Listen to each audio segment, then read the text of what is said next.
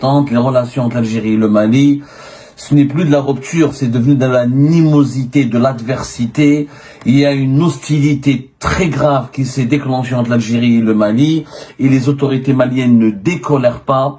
Le Premier ministre malien a prononcé hier ou avant-hier un discours à l'Assemblée générale des Nations Unies qui est d'une violence inouïe contre les autorités algériennes. Il a vraiment bombardé les dirigeants algériens et malheureusement ça cause du tort à l'Algérie.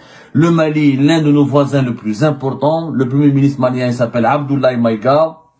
Il a accusé l'Algérie de soutenir le terrorisme international, de parrainer le terrorisme international.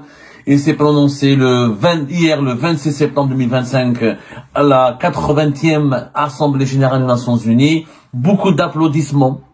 C'est ce qui m'a inquiété. Et je vais vous montrer la vidéo. Il y a eu énormément d'applaudissements qui ont accompagné les accusations et les critiques et les attaques du Premier ministre malien contre les autorités algériennes.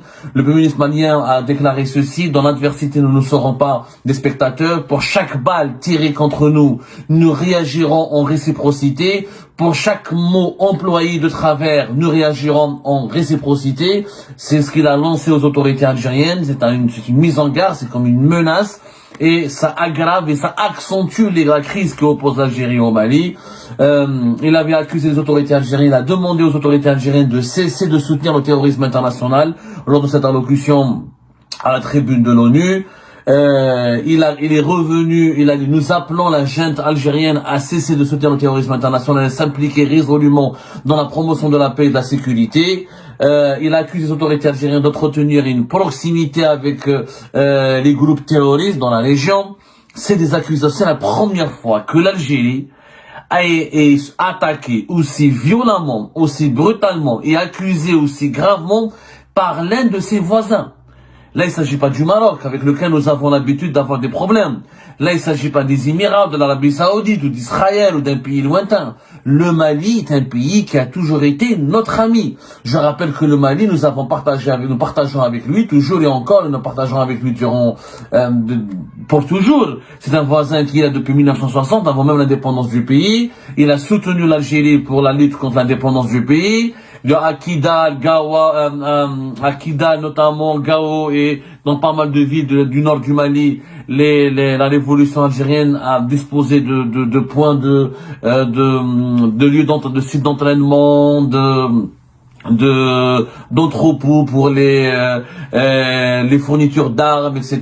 Le Mali, il a été un soutien important pour le front sud de la révolution algérienne. Abdelaziz Bouteflika et pas mal de personnages importants de la guerre de l'indépendance ont séjourné au Mali à maintes reprises.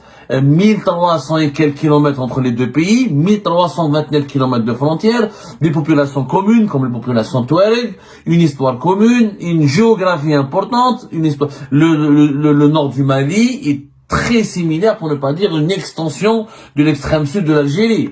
Donc il y a eu des relations du point de vue de l'histoire comme du point de vue de l'actuel. C'est pas n'importe quoi le Mali pour nous, il faut dire la vérité. Mais vraiment, nous avons une relation très importante. Très importante. Nous avons observé au ministre que le dépôt de la requête annoncée par le Mali le 4 septembre n'a jamais signifié son enregistrement automatique par la Cour internationale de justice. Le Mali rappelle que la diplomatie vise à défendre les intérêts de son pays, en supposant que la plainte malienne ait été déclenchée par sa conférence de presse. L'énergumène d'Alger démontre que sa vision de la diplomatie est de pousser les autres pays à poursuivre son pays devant des instances internationales, devenant ainsi un performant autobuteur populairement appelé au Mali Yabé. C'est troublant.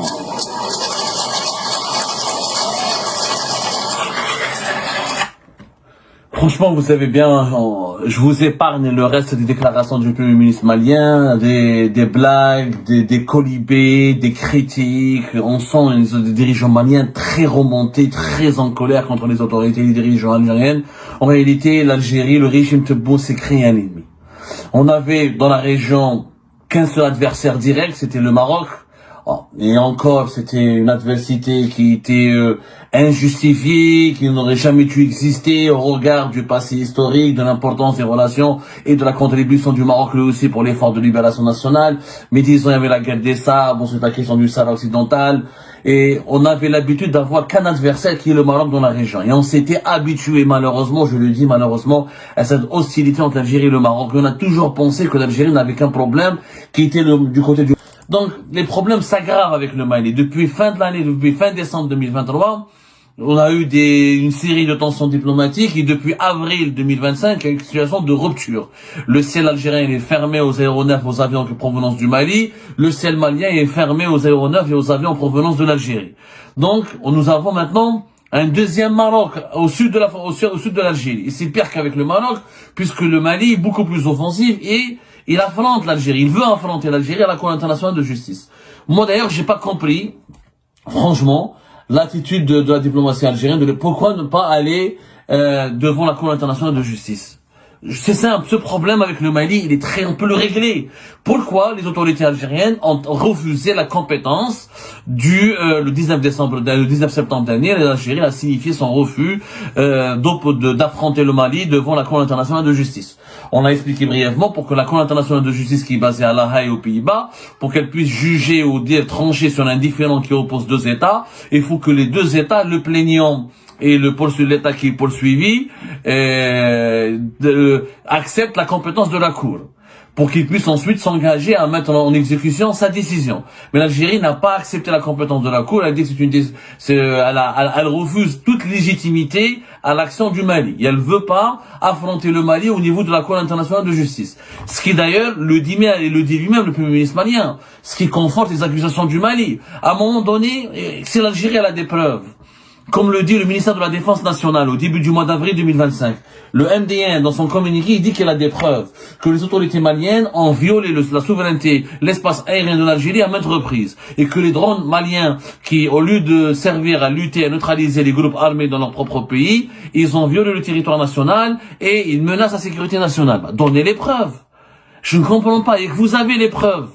Le Mali dit qu'il possède les preuves que c'est l'Algérie qui a abattu ce drone parce qu'elle a voulu, parce que c'est quoi le point de discorde? Il faut savoir, c'est au-delà de ces insultes, de cette agressivité ambiante. Le problème c'est quoi? C'est que le Mali reproche aux autorités algériennes d'empêcher les forces armées maliennes de neutraliser les groupes armés séparatistes et terroristes qui sont dans la région de Tizawatin, qui est une région frontalière de l'Algérie et deux Tizawatin algériens, Tizawatin maliens. C'est à 10 km de la frontière de l'Algérie.